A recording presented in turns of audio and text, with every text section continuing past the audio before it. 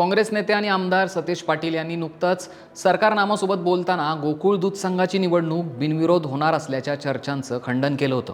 मात्र गोकुळला जिल्ह्याचं आर्थिक आणि राजकीय केंद्र समजल्या जाणाऱ्या शिवाय प्रत्येक नेत्यासह दूध उत्पादक शेतकऱ्याला आर्थिक स्थैर्य प्राप्त करून देणाऱ्या संघाची निवडणूक बिनविरोध होईल का, अशी शंका कुणाच्याच मनात येणार नाही। मग गेल्या काही दिवसांपासून गोकुळ दूध संघाची निवडणूक बिनविरोध होणार ही टूम नेमकी आली कुठून, हा खरंच राजकीय चर्चेचा आणि संशोधनाचा विषय।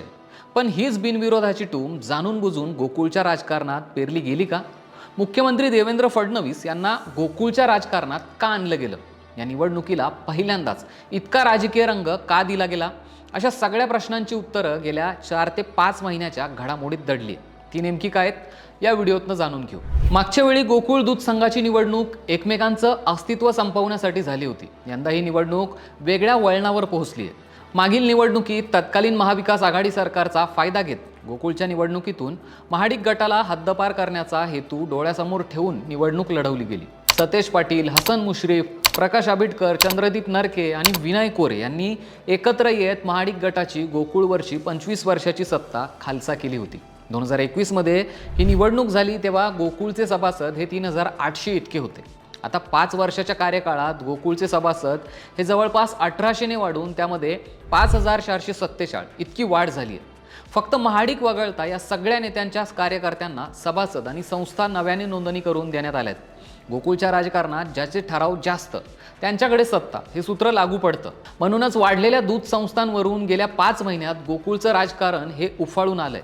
5 वर्षात गोकुळच्या राजकारणासोबतच राज्यातील राजकीय समीकरणही बदलली आहे। भाजपसोबत शिवसेना आणि राष्ट्रवादी काँग्रेस आल्याने जिल्ह्यातलं राजकीय समीकरणही गुंतागुंतीचं झालंय।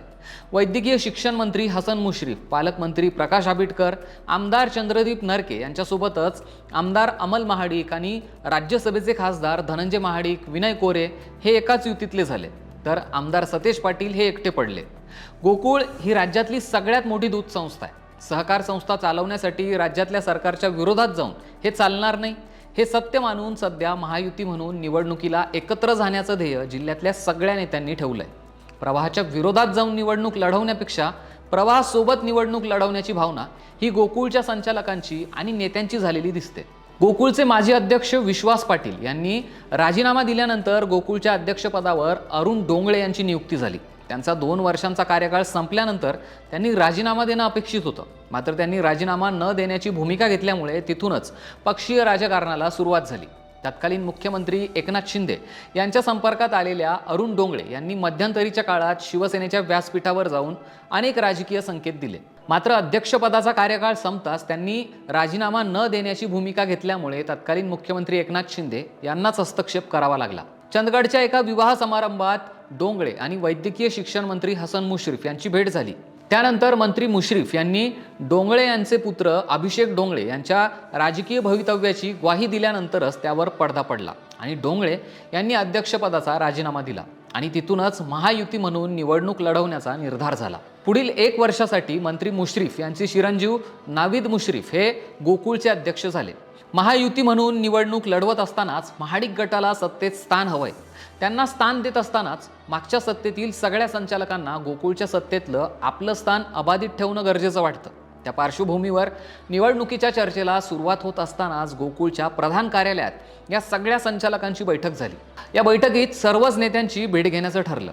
गोकुळचे तत्कालीन अध्यक्ष नावीद मुश्रीफ यांच्या नेतृत्वाखालील सगळ्या संचालकांनी महाडिक वगळता जिल्ह्यातल्या सगळ्या नेत्यांच्या भेटी घेतल्या।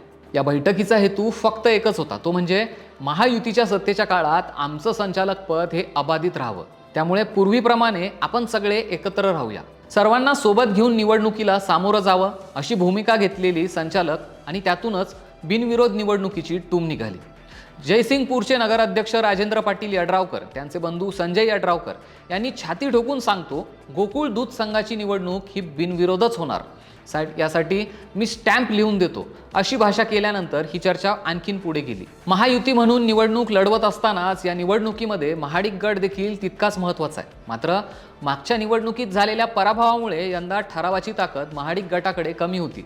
तर मागच्या 5 वर्षात जवळपास 1800 ठरावधारकांची नव्याने नोंदणी केल्याने महाडिक वगळता सगळ्याच राजकीय नेत्यांची ताकद गोकुळमध्ये वाढली होती. नेत्यांचे वाढलेले ठराव हे भविष्यातली राजकीय डोकेदुखी ठरणार हे अदृश्य शक्तीला नको होतं. एका बाजूला गोकुळमध्ये महाडिक गटाची ताकद कमी असली तरी भाजप म्हणून महाडिकांची प्रमुख भूमिका ही गोकुळच्या राजकारणात ठेवायची आहे. अशा वेळी स्थानिक नेत्यांच्या महाडिक गटावर असलेल्या नाराजीमुळे हे शक्य नाही याची जाणीव असल्यानेच थेट मुख्यमंत्री देवेंद्र फडणवीस यांना गोकुळच्या राजकारणात आणलं गेलं. महायुती म्हणून निवडणूक लढवण्यासाठी प्रमुख नेत्यांची बैठक मुख्यमंत्री देवेंद्र फडणवीस यांच्यासोबत झाल्याचं सांगितलं गेलं. त्याचवेळी आणखीन एक डाव खेळला गेला. गोकुळमध्ये इतर नेत्यांची वाढलेली ताकद कमी करण्यासाठी महादेव दूध संस्थेचे प्रकाश बेलवाडे यांच्या माध्यमातून वाढलेल्या संस्थांबाबत तक्रारी करण्यात आल्या. गोकुळमधील वाढलेल्या संस्था, कर्मचारी, ठेकेदार यांचे ठराव यांसह विविध मुद्द्यावर बेलवाडे यांनी न्यायालयीन स्तरावर लढाई केली. बेलवाडे हे केंद्रीय मंत्री धर्मेंद्र प्रधान यांचे OSD म्हणून काम केलेले आहेत. शिवाय ते वैद्यकीय शिक्षण मंत्री हसन मुश्रीफ यांचे कट्टर विरोधक आहेत. बेलवाडे यांना आर्थिक रसद पुरवणारे आणि त्यांच्या न्यायालयीन लढाईमागे उभे असलेले अदृश्य हात कोणते हा स्वतंत्र संशोधनाचा विषय आहे. गेल्या 5.5 महिन्यात न्यायालयाच्या विविध टप्प्यांवर ही लढाई झाली.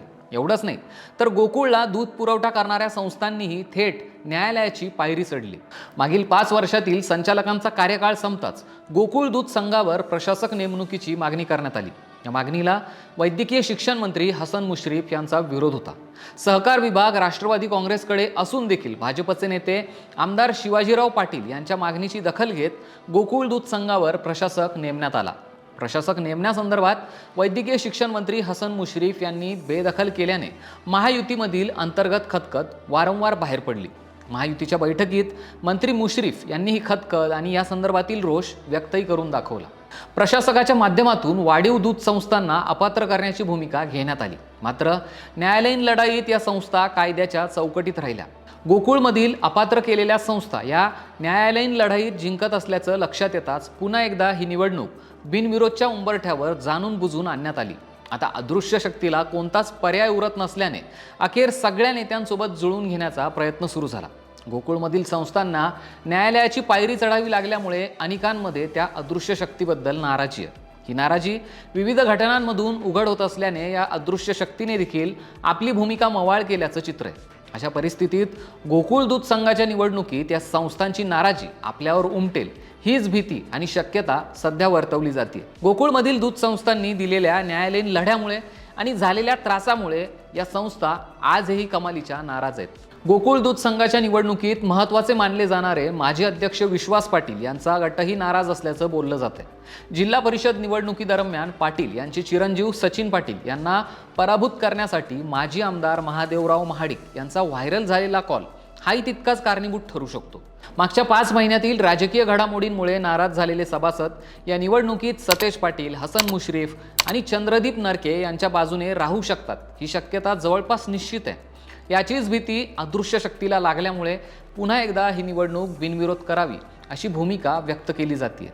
मात्र गेल्या 5 महिन्यातील राजकीय घडामोडींचा अंदाज पाहून त्याचा तोटा कुणाला होणार, त्याचा फायदा कुणाला होणार हे सतेज पाटील यांनी ओळखल्याने साहजिकच त्यांनी ही निवडणूक होणारच आणि आमचे 25 उमेदवार तयार आहेत अशी भूमिका व्यक्त केली.